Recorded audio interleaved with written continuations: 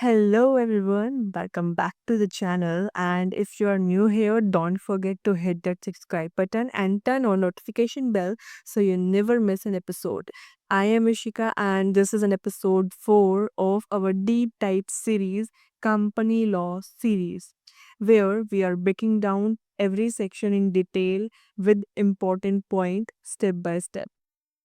So, guys, in today's episode, we are diving into section 13 to section 18, covering some of the most essential and insightful content in the series so far. So, yes, whether you are here for clarity, exam preparation, or just curious to learn more, you are at the right place. So, finally, grab your notes, stay focused, and let's get into it. Also guys अगर आप साथ में bare act open करके बैठोगे and साथ में मेरी notes को साथ में देखते चलोगे तो आपको क्लैरिटी अच्छे से होएगी। साथ में आपको सब सेक्शंस की भी क्लैरिटी होएगी। और जो ये मेरे नोट्स हैं ये मैंने सब सेक्शन वाइज बनाए हैं एंड ये सारे नोट्स मैंने अपने बेयर एक्ट में से ही बनाए हैं। So you do not need worry about it. So that get started with section 13। Section 13 is alteration of memorandum. In this, there are 11 subsections. So, in this section, we will break down how a company can alter its memorandum of association, the legal procedure involved, the approval needed, and what implications such changes can have. So, subsection 1 बोलता है कि save as provided in section 61। Section 61 में बताते हैं कि limited company की क्या power है कि वो अपने ऑल्टर कर सकती है अपनी शेयर कैपिटल को। तो उसको छोड़ के जो ये बोलता है कि अ कंपनी ऑल्टर कर सकती है अपने प्रोविजन ऑफ इट्स मेमोरेंडम में है इसमें may alter the provision of its memorandum by passing special resolution and complying with procedure। जो भी प्रोसीजर दिया गया है इस सेक्शन में, इन सेक्शन में मतलब इस सेक्शन 13 में, उसको कंप्लाई करके और एसआर पास करके अपने मेमोरेंडम को ऑल्टर कर सकता है। सबसेक्शन 2 बोलता है कोई भी चेंज करना है कंपनी के नेम में subject to section 4 subsection 2 and 3। जब हमने सेक्शन 4 पढ़ा था तो उसमें हमने सबसेक्शन 2 एंड 3 में पढ़ा था कि जो भी आइडेंटिकल नेम होते हैं, ऑफेंसिव होते हैं, अनडिज़ायरेबल होते हैं, या फिर कोई भी ट्रेडमार्क हो गया, एम्ब्लेम्स एंड नेम्स हो गए, या फिर कोई भी नेम जो सेंट्रल गवर्नमेंट या स्टेट गवर्नमेंट से कनेक्टेड है, तो उसको लेके जो है वो चेंज इफेक्ट नहीं होएगा जब तक हम सेंट्रल गवर्नमेंट की अप्रूवल नहीं ले लेते हैं। नेक्स्ट इसके प्रोवाइजो में बोला गया है कि हमें सेंट्रल गवर्नमेंट की कोई भी अप्रूवल की नीड नहीं है अगर हमें उस नेम के अंदर ऐड करना हो या डिलीट करना हो प्राइवेट वर्ड को, या फिर हमें कन्वर्ट करना हो एक क्लास की कंपनी को दूसरी क्लास की कंपनी में। सो this is all about section subsection 2। Subsection 3 बोलता है अगर हमें कोई भी चेंज करना है कंपनी के नेम में, जो कि हमने सबसेक्शन 2 में देखा, तो रजिस्ट्रार जो है उस न्यू नेम को एंटर कर देगा कंपनी के रजिस्टर्स में in place of old name. मतलब ओल्ड नेम को हटा के न्यू नेम को एंटर कर देगा एंड इशू कर देगा fresh certificate of incorporation new name के साथ। एंड जो भी चेंज आया है नेम के अंदर वो कंप्लीट होना चाहिए एंड वो इफेक्टिव जब ही होएगा जब सर्टिफिकेट ऑफ इनकॉर्पोरेशन इशू हो जाएगा, वो जब भी वहाँ से इफेक्टिव हो जाएगा।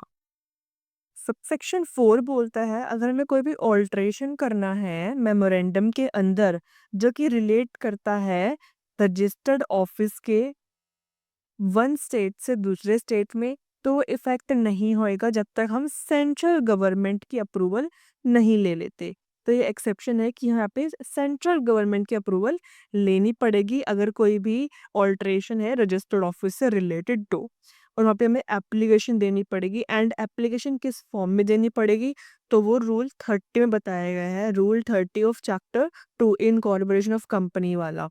सो रूल 30 बोलता है shifting of registered office from one state to or union territory to another state। So let's get started। Rule 30 क्या बोलता है? सब रूल 1 ये बोलता है कि हमें एप्लीकेशन देनी, जो भी एप्लीकेशन दी है सबसेक्शन 4 सेक्शन 3 के में, तो वहाँ पे हमें जो भी सीकिंग है अप्रूवल। सो सब रूल 1 ये बोलता है कि हमने जो एप्लीकेशन दी थी सेक्शन 13 सबसेक्शन 4 में, for the purpose of seeking approval for alteration of memorandum, जो कि रजिस्टर्ड ऑफिस के प्लेस को चेंज करने से रिलेटेड है, तो वहाँ पे हमें एप्लीकेशन देनी पड़ेगी सेंट्रल गवर्नमेंट को फॉर्म नंबर INC 23 में अलोंग विद फीस एंड कुछ फॉलोइंग डिटेल्स जो हैं एंड डॉक्यूमेंट्स देने पड़ेंगे। फर्स्ट है, हमें कॉपी देनी पड़ेगी of memorandum of association and उसमें सारे ऑल्ट्रेशंस जो हैं वो होने होने चाहिए। एंड सेकंड बोलता है कि हमें कॉपी देनी है मिनट्स की, जिसमें कौन सा पॉइंट मैंडेटरी होना चाहिए, ऑल्ट्रेशन रेजोल्यूशन जो भी हमने पास करा है वो उसमें इन्वॉल्व होना चाहिए, एंड जो भी हमने वोट कास्ट करी है उसकी सारी डिटेल्स होनी चाहिए, कितने फेवर में आए हैं, कितने अगेंस्ट में आए हैं, वो सब। एंड हमें कॉपी देनी पड़ेगी बोर्ड रेजोल्यूशन की, पावर ऑफ अटॉर्नी की, और जो भी एग्जीक्यूटेड वकालतनामा है अगर है तो एज द केस में भी, तो उसकी हमें कॉपी वहाँ पे देनी पड़ेगी अलॉन्ग विद INC 23। सब रूल 2 ये कहता है कि वहाँ पे पर्टिकुलर्स होने चाहिए ऑफ लिस्ट ऑफ क्रेडिटर्स की एंड डिबेंचर होल्डर्स की, जो कि ड्रॉन अप करी गई है लास्ट 1 मंथ के अंदर अंदर, एंड डिटेल्स होनी चाहिए in the application, namely name and address होना चाहिए सारे क्रेडिटर्स का and debenture holders of the company का, एंड उसका नेचर क्या है एंड रिस्पेक्टिव अमाउंट ड्यू कितनी है इन डेट्स, क्लेम और लाइबिलिटीज के अंदर।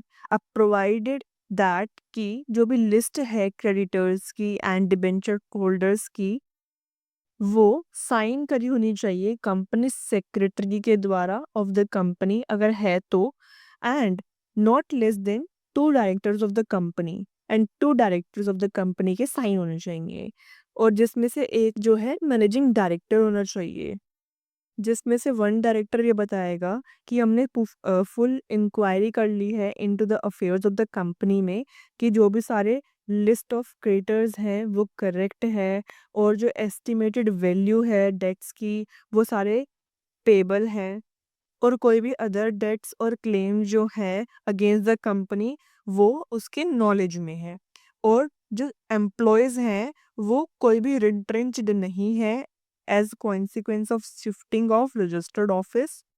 अब सब रूल 3 ये बोलता है कि जो ड्यूली ऑथेंटिकेटेड कॉपी है लिस्ट ऑफ क्रेडिटर्स की वो रजिस्टर्ड ऑफिस में रखी जाएगी, एंड किसी पर्सन को इंस्पेक्ट करनी है तो वो इंस्पेक्ट आराम से कर सकता है ड्यूरिंग दी बिजनेस आवर्स में, उसको कुछ अमाउंट पे करनी पड़ेगी, पर वो 10 रुपीज़ से ज़्यादा पर पेज नहीं होनी चाहिए। और सब रूल 4 ये बोलता है कि हमें एप्लीकेशन की कॉपी के साथ अटैच करना है copy of acknowledgement of service, जिसमें कंप्लीट एनेक्जर होएगा to the chief secretary of the state government और यूनियन टेरिटरी जहाँ पे रजिस्टर्ड ऑफिस सिचुएटेड है at the time of filing the application.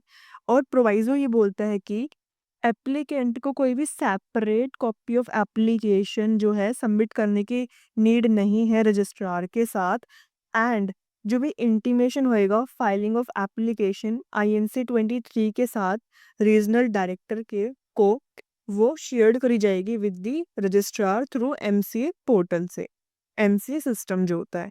And sub rule 5 बोलता है कि कंपनी को विदिन 30 डेज के अंदर जो है जब हम फाइल कर रहे होंगे INC 23 एडवर्टीज करना पड़ेगा फॉर्म नंबर INC 26 के अंदर वर्नैकुलर न्यूज़पेपर में, जो भी प्रिंसिपल वर्नैकुलर लैंग्वेज है एंड इंग्लिश लैंग्वेज में।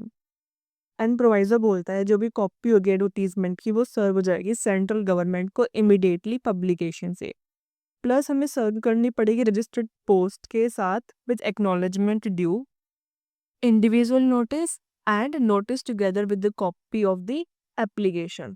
एंड सब रूल 6 ये बोलता है कि जो भी अटैच्ड है एप्लीकेशन जो भी copy of advertisement and notice issue से जो भी अटैच्ड है, अगर कोई भी एप्लीकेंट से ऑब्जेक्शन आता है तो वो इलेक्ट्रॉनिक मोड या फिजिकल मोड कैसे ही कंपनी रिसीव कर सकती है in response to the advertisement and notice issue. And sub rule 7 ये बोलता है कि अगर कोई भी ऑब्जेक्शन रिसीव नहीं होता from the person in response of advertisement और नोटिस जो सब रूल 5 में था, तो एप्लीकेशन जो है वो पुटअप कर दी जाएगी for orders without hearing. And जो भी ऑर्डर होएगा चाहे वो अप्रूव का हो चाहे रिजेक्ट का हो, जो एप्लीकेशन है वो 15 डेज के अंदर पास कर दी जाएगी of the receipt of application. सब रूल 8 में बोलता है कि अगर कोई भी ऑब्जेक्शन रिसीव होता है तो सेंट्रल गवर्नमेंट जो है होल्ड करेगा हियरिंग को और रिकॉर्ड करेगा सारे कॉन्सिक्वेंसेस जो कि रीच्ड हुए थे एज एट द हियरिंग। अगर कोई भी कॉन्सिक्वेंसेस रीच नहीं होता तो फाइल हो जाएगा एफिडेविट जो स्पेसिफाई करेगा manner in which objection is to be resolved. Sub rule 9 ये बोलता है अगर पास होता है order by the central government confirming the alteration, तो सच टर्म्स एंड कंडीशन में होगा जो कि things suit proper. And proviso बोलता है that shifting of registered office जो है वो अलाउ नहीं होएगा अगर कोई भी इंक्वायरी, इंस्पेक्शन या इन्वेस्टिगेशन इनिशिएट हो रखी है या फिर कोई भी प्रोसिक्यूशन पेंडिंग है against the company. And second प्रोवाइजर ये बोलता है कि एक मैनेजमेंट ऑफ द कंपनी ने टेकन ओवर कर लिया है न्यू मैनेजमेंट को अंडर अ रेजोल्यूशन प्लान जो कि अप्रूव हुआ था section 31 of the insolvency bankruptcy code में। एंड वहाँ पे कोई भी अपील नहीं है अगेंस्ट रेजोल्यूशन प्लान एंड कोई भी inquiry, inspection and investigation pending नहीं है, तो वहाँ पे शिफ्टिंग ऑफ रजिस्टर्ड ऑफिस जो है वो अलाउ हो जाएगा। एंड सब रूल 10 ये बोलता है कि जब इंक्वायरी, इंस्पेक्शन और इन्वेस्टिगेशन कंप्लीट हो जाएगी as on consequence of which no prosecution और नो प्रोसिक्यूशन इज पेंडिंग, तो जो शिफ्टिंग ऑफ रजिस्टर्ड ऑफिस है वो अलग हो जाएगा। So that is all about rule 30। Subsection 5 में बोला गया है अगर सेंट्रल गवर्नमेंट जो है डिस्पोज ऑफ कर सकती है एप्लीकेशन को जो कि हमने सबसेक्शन 4 में दी गई है विद इन 60 डेज के अंदर and before passing it's order. And इसको सेटिस्फाई करना पड़ेगा इटसेल्फ दैट कि जो भी ऑल्ट्रेशन हुई है वो creditors, debenture holders and other person जो कि कंसर्न्ड है कंपनी के साथ उनकी कंसेंट से ऑल्ट्रेशन हुई है, या फिर कंपनी के पास सफिशिएंट प्रोविजन है फॉर ड्यू डिस्चार्ज के लिए उसकी डेट्स एंड ऑब्लिगेशन के लिए, या फिर कंपनी के पास एडिक्वेट सिक्योरिटी है ऑफ सच डिस्चार्ज। तो मेनली 3 पॉइंट्स जो है वो सेंट्रल गवर्नमेंट को सेटिस्फाई करने पड़ेंगे। सबसेक्शन 6 में बोला गया है except save as provided in sub section 64। Section 64 बोलता है कि notice to be given to registrar for alteration of share capital, कि जो भी हम नोटिस देते हैं रजिस्ट्रार को शेयर कैपिटल भी ऑल्ट्रेशन के लिए, तो उसको छोड़ के जो कंपनी है रजिस्ट्रार को फाइल करेगी, कोई भी ऑल्ट्रेशन हुई है मेमोरेंडम के लिए फाइल करेगी स्पेशल रिजोल्यूशन जो कि हमने सबसेक्शन 1 में पास करा था, और अप्रूवल ऑफ सेंट्रल गवर्नमेंट जो कि हमने सबसेक्शन 2 में पास करा था जो कि change in name of company से रिलेटेड थी। तो ये 2 चीज़ें हमें फाइल करनी पड़ेंगी रजिस्ट्रार को। सबसेक्शन 7 बोलता है कि अगर alteration of transfer of registered office का है from one state to another, तो कंपनी रजिस्ट्रार को एक सर्टिफाइड कॉपी देगी ऑर्डर की सेंट्रल गवर्नमेंट जो अप्रूव कर रहा होगा ऑल्टरेशन को फॉर्म INC 28 में। देन रजिस्ट्रार उसको रजिस्टर कर देगी एंड इशू कर देगी फ्रेश सर्टिफिकेट ऑफ इनकॉर्पोरेशन जो कि ऑल्टरेशन को इंडिकेट करना पड़ेगा कर रहा होगा। एंड जो रजिस्ट्रार होगा वो उस जुरिस्डिक्शन का होगा जहाँ पे न्यू रजिस्टर्ड ऑफिस है। सबसेक्शन 8 बोलता है अगर कंपनी ने पब्लिक प्रोस्पेक्टस के थ्रू मनी रेज करी थी एंड स्टिल अनयूटिलाइज्ड अमाउंट है जो कि उसने रेज करी थी, तो वो अपना ऑब्जेक्ट चेंज नहीं करेगा, वो उसी ऑब्जेक्ट के लिए ही उसको यूटिलाइज़ करेगा जिस ऑब्जेक्ट के लिए उसने रेज़ करा था। उसने पब्लिक प्रोस्पेक्टस के थ्रू रेज़ करा था। अब उसको दूसरे ऑब्जेक्ट के लिए उसको यूटिलाइज़ करना है, तो वहाँ पे उसको एसआर पास करना पड़ेगा, मीन स्पेशल रिज़ॉल्यूशन पास करना पड़ेगा। ये एक्सेप्शन की केस में आता है, तो वहाँ पे स्पेशल रिज़ॉल्यूशन पास करना पड़ेगा एंड उसको डिटेल्स देनी पड़ेगी जो कि रूल 32 में दी गई हैं। रूल 32 बोलता है change of objects for which money is raised through prospectus. मतलब वो अपने ऑब्जेक्ट्स को चेंज कर रहा है जो कि उसने पब्लिक प्रोस्पेक्टस के थ्रू मनी रेज़ करी थी एंड वो पब्लिश कर देगा न्यूज़पेपर के अंदर, वन इंग्लिश लैंग्वेज में and another one is vernacular language में, एंड उसको सर्कुलेट कर देगा एट द प्लेस जहाँ पे रजिस्टर्ड ऑफिस सिचुएटेड है एंड उसको वेबसाइट पर प्लेस कर देगा अगर वेबसाइट है तो, एंड वहाँ पे इंडिकेट कर रहा होगा जो कि जस्टिफिकेशन है उस फॉर सच चेंज।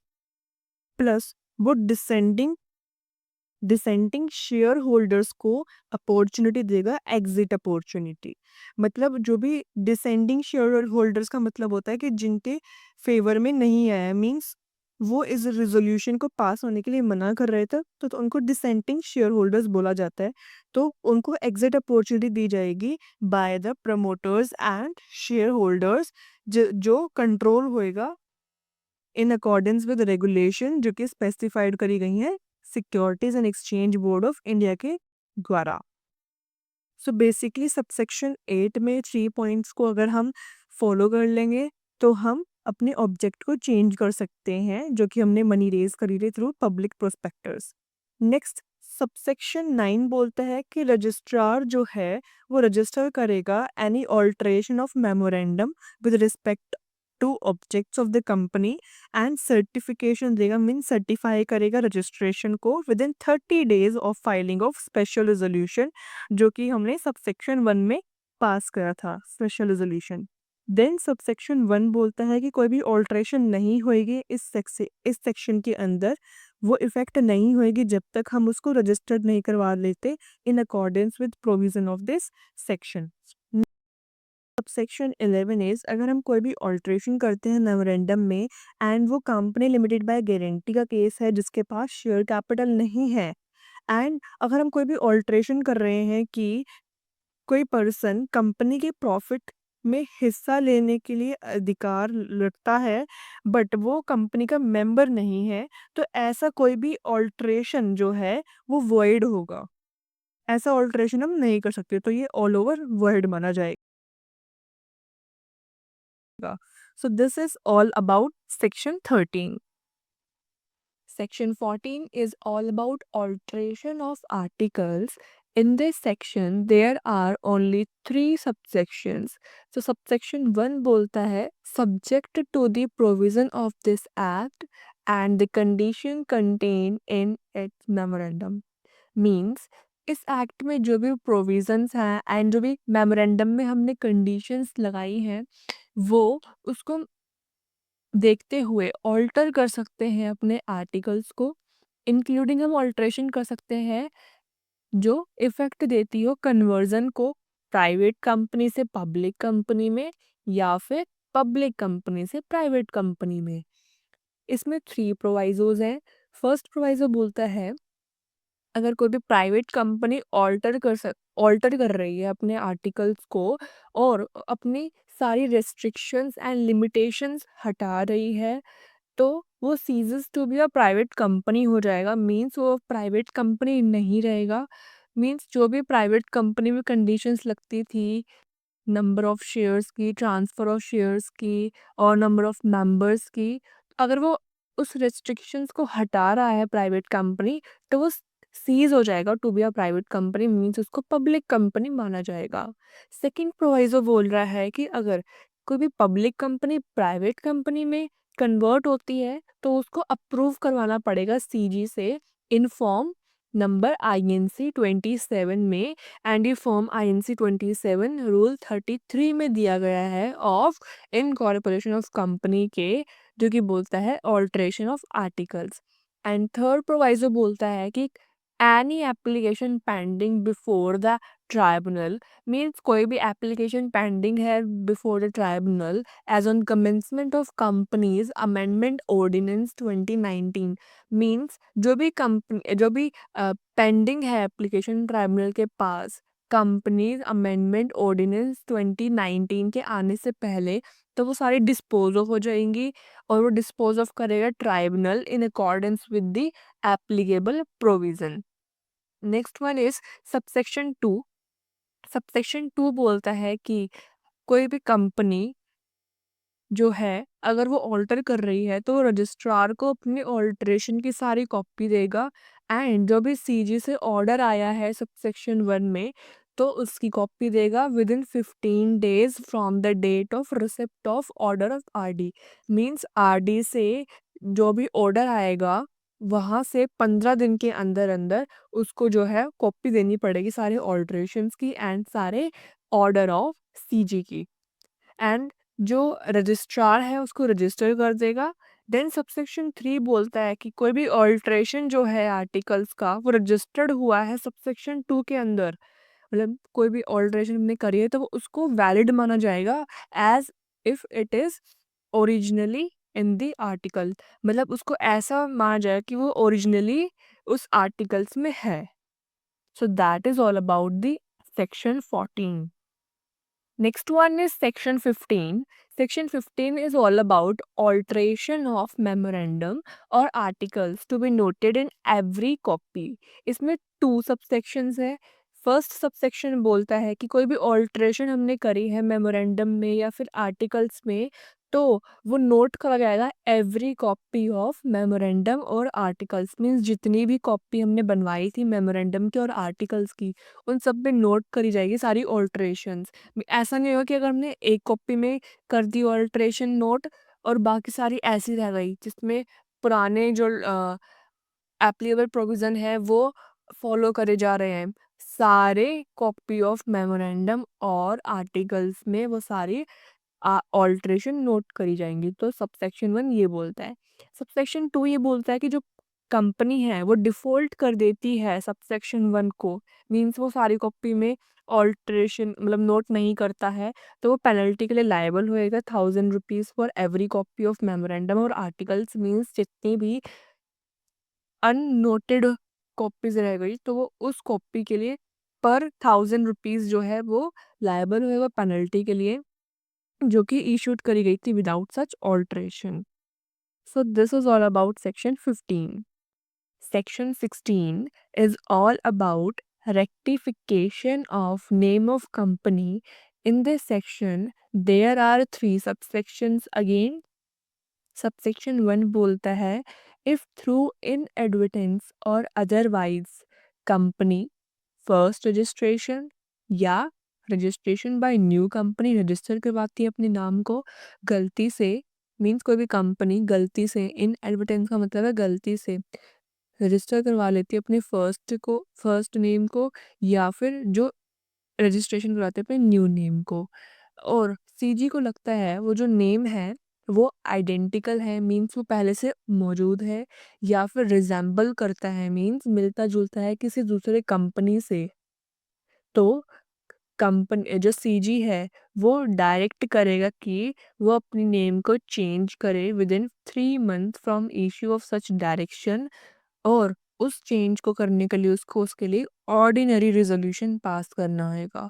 और बी क्लॉज बोलता है, ये ए क्लॉज में बोला था कि जो आइडेंटिकल है और जो सीजी को लगता है कि वो आइडेंटिकल है रिजेंबल है, और बी क्लॉज बोलता है अगर कोई भी रजिस्टर्ड प्रोपराइटर है ट्रेडमार्क का, ठीक है, और वो सीजी को एप्लीकेशन दे देता है कि जो भी इस कंपनी ने इस नेम को रजिस्टर करवाया है वो नेम जो है वो आइडेंटिकल है और वो रिजेंबल करता है उस रजिस्टर्ड ट्रेडमार्क को, ठीक है, और वो एप्लीकेशन देता है with in 3 years of incorporation या रजिस्ट्रेशन या फिर change of name of company, means वो कंपनी के इनकॉर्पोरेशन 3 मंथ मतलब 3 इयर्स सॉरी 3 इयर्स के अंदर अंदर वो रजिस्टर्ड प्रोप्राइटर ऑफ ट्रेडमार्क जो है सीजी को एप्लीकेशन दे देता है।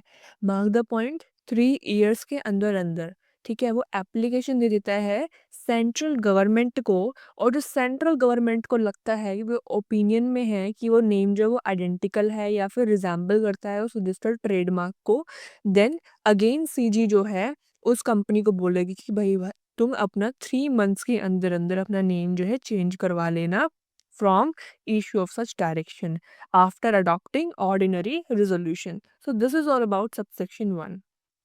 नाउ सबसेक्शन 2 बोलता है कंपनी अगर अपना नेम चेंज करवा लेती है या फिर ऑब्टेन करती है न्यू नेम को सबसेक्शन 1 के अंदर, तो कंपनी रजिस्ट्रार को 15 डेज के अंदर अंदर from date of such change वो नोटिस देगी, प्लस ऑर्डर देगी सेंट्रल गवर्नमेंट का कि सेंट्रल गवर्नमेंट में जो ऑर्डर दिए थे उसकी कॉपी देगी, प्लस नोटिस देगी रजिस्ट्रार को, और जो ऑर्डर ऑफ सेंट्रल गवर्नमेंट में होगा उसमें सारी नेसेसरी चेंजेस होंगे सर्टिफिकेट ऑफ इनकॉर्पोरेशन की एंड मेमोरेंडम की।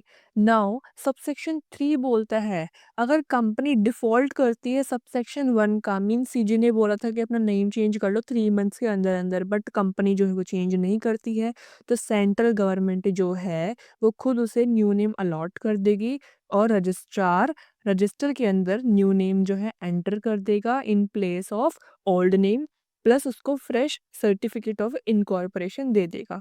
और प्रोवाइजर बोलता है जो भी ये कंपनी को प्रिवेंट करने के लिए चेंजेस हैं, तो वो अगर सेक्शन 13 के अकॉर्डिंग जो है कंपनी ऑल्टर करती है अपने नेम को, तो कुछ भी इस सेक्शन में इस सबसेक्शन में जो है वो अप्लाई इस पे नहीं होगा कंपनी पे। अगर सबसेक्शन 13 के अकॉर्डिंग जो है कंपनी चेंज कर रही है अपने नेम को, तो इस सबसेक्शन के को यूज़ नहीं होएगा। तो this is all about section 16। Move on to the next, that is section 17. Copies of memorandum, articles, etc. to be given to members. Means जो भी copies होती हैं memorandum, articles, etc. की वो members को देनी पड़ती हैं. So in this there are 2 subsections only. Subsection 1 बोलता है अगर कोई भी member रिक्वेस्ट करता है कि उसको कॉपीज दो मेमोरेंडम आर्टिकल्स एटसेट्रा की, तो कंपनी को देना पड़ेगा ऑन रिक्वेस्ट बाय मेंबर।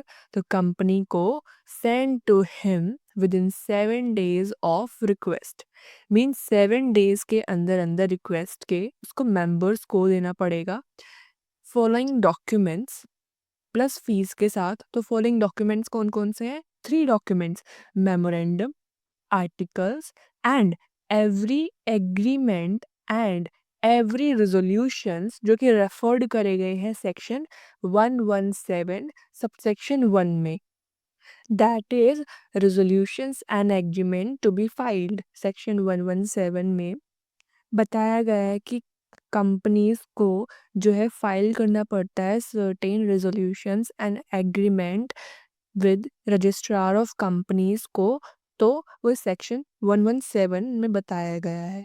तो every agreement and every resolutions जो भी रेफर करे गए हैं तो उसकी कॉपी जो है मेंबर्स को देनी पड़ेगी। एंड इसके आगे एंड है और लिखा गया है कि not been embodied in the memorandum and articles.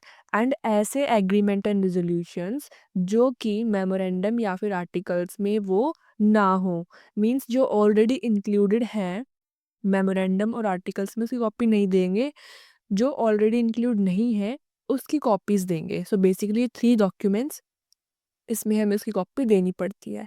Next subsection 2 बोलता है अगर कंपनी डिफॉल्ट करती है in complying with the provision of this section, तो company plus every officer in default जो है लायबल होगी पेनल्टी के लिए।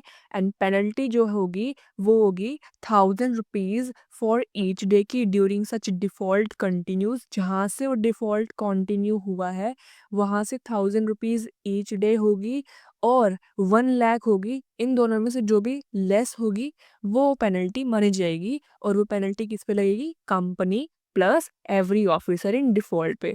सो दिस इज द सेक्शन 17।